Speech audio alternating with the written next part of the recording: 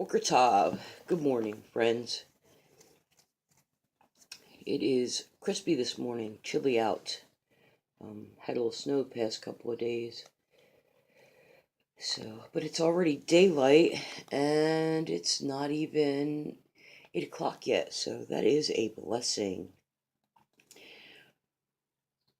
Let's give a quick prayer before we get started. Thank you. Thank you so much, Father. Thank you for this day, that we get to wake up and be with our brothers and sisters, our enemies, our friends. Please be with us today as we have to go out in the world and shine your light in the dark places and sprinkle your salt around. It's going to hit some wounds and it's going to hurt some people, but prayerfully it will heal and we'll have a chance to help in that process. Please bless us as we go about our day. It's not always easy, but Messiah, said to take heart, that there was a prize at the end of the race. So please hold us up, help us to keep on this race as we tire sometimes and grow weary. In the name of Yeshua, I pray. Amen. So we're at Tehillim, Psalms 30. About a month straight now. Praise Yahuwah. I exalt you, O Yahuwah, for you have drawn me up, and have not let my enemies rejoice over me. Yahuwah, my Elohim, I have cried to you, and you have healed me. Yahuwah, you have brought me up from Sheol. You have kept me alive from going down into the pit.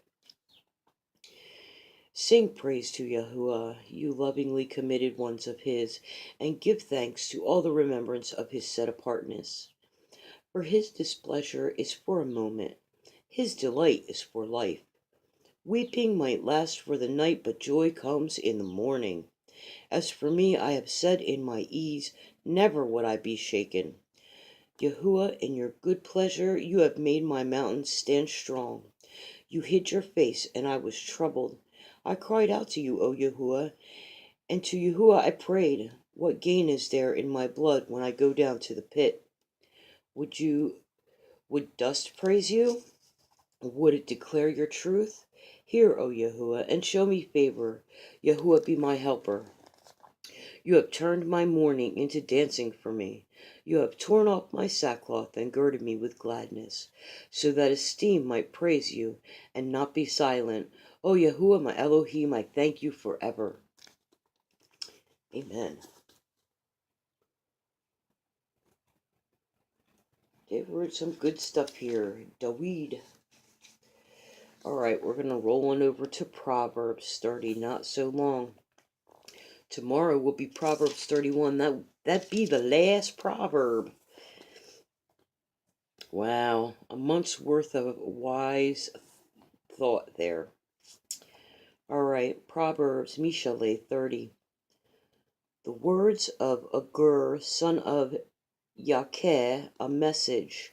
This man declared to Ithiel and Ukal, for I am more stupid than anyone, and do not have the understanding of a man.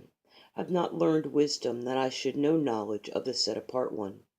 Who has gone up to the heavens and come down? Who has gathered the wind in his fists? Who has bound the waters in a garment? Who established all the ends of the earth? And what is his name? And what is his son's name?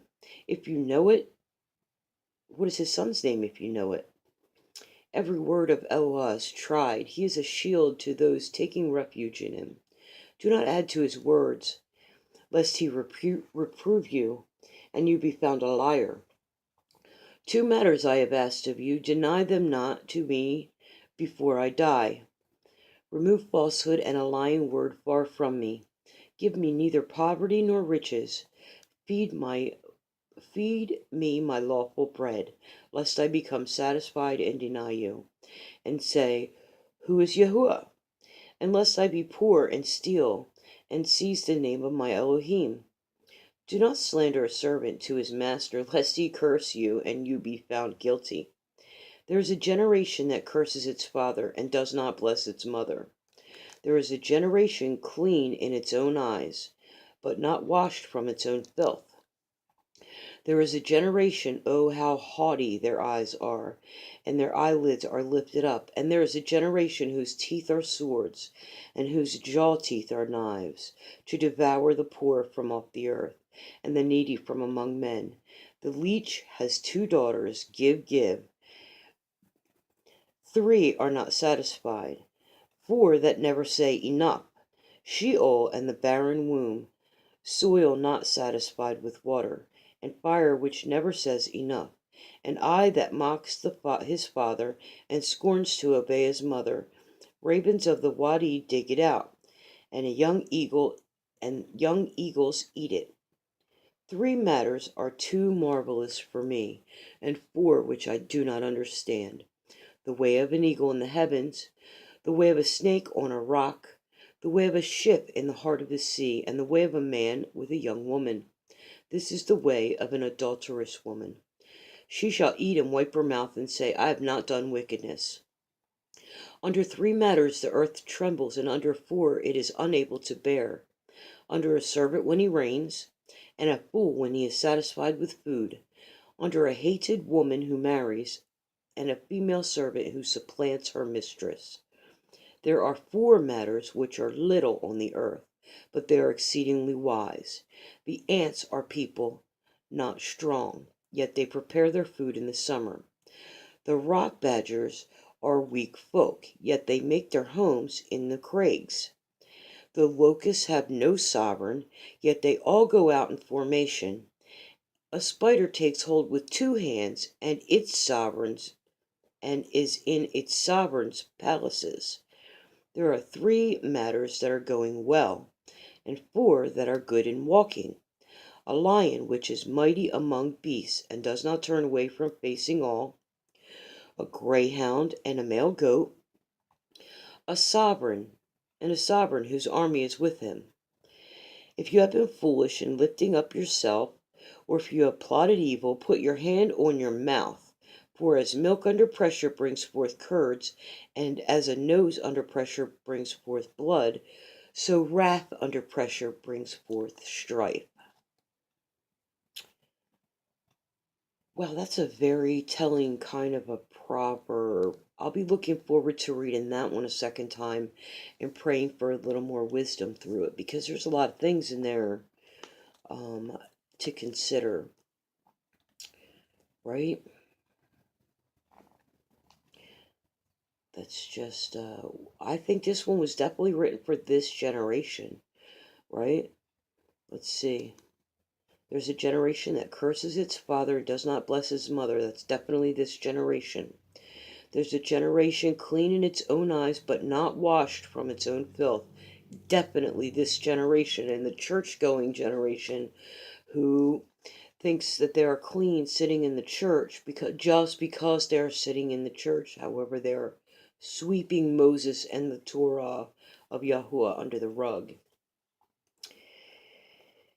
Okay, there's a generation whose teeth are swords and whose jaw teeth are knives, who devour the poor from off the earth and needy from among men, which we definitely are. We have people who are in great power right now who have bought their way to power, basically, and they are devouring us poor.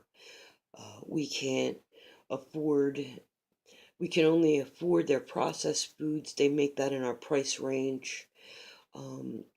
We work, you know, I work. I'm not going to claim everybody works. I work so that I can have a phone to bring you these things, so that I can pay my car insurance and my van note, which I shouldn't have, but was foolish, and now I do have. So I work because I'm a slave, and I have to do what I must, and I do it joyfully. Well, that's not true. I don't always do it joyfully, but I pray to be able to do it more joyfully time and time again, because that's my lot in life, is to serve it. I'm a servant to Yahuwah ultimately, but you know, those who wish to be most in the kingdom need to be least somewhere. So I'm not claiming I'm going to be anything anywhere, but I don't have time for Mammon and the problems that reign from it. Um, I want to draw closer and closer to my Father, and I can't serve Mammon and continue on in that manner. So I had to put that down. And fortunately, there are other people in this world who He has blessed me to know, who want to serve the Father just as bad, and has made my life a zillion times easier, has made it so much easier for me to walk away from this world and loads of things in this world. And they know who they are because I'm sitting in their house right now, and I love them immensely. There is not a thing that I wouldn't give for either one of those people right this moment. Um, so they are my brother and my sister, and my mother and my father, and my daughter and my son. So there are very few people left in this world that I trust in the flesh. And the two people that live in the same home as I do right now are two of the 4 or 5 of them left walking that I do. So praise Yahuwah for them. I thank you very much. Before I go, I know this is running long, but before I go, I need to bow in prayer for a specific family, and I pray that anyone watching this will agree and join. Um, so, Father, without naming any names, you know the family in need that I'm speaking of, who suffered a horrendous attack so soon after coming to Torah and understanding of your covenant. And the enemy just is devouring and doing his best to demolish this family. And I can't do anything for them in any other way, Father, but lift them in prayer. And I pray that you just put your hedge of protection around what's left of their family, Father, and you stitch it tight and you hold tightly to them, and that they can grow in your life, in your way, and in your knowledge. In the name of Yeshua, I pray for this family and I pray for its protection.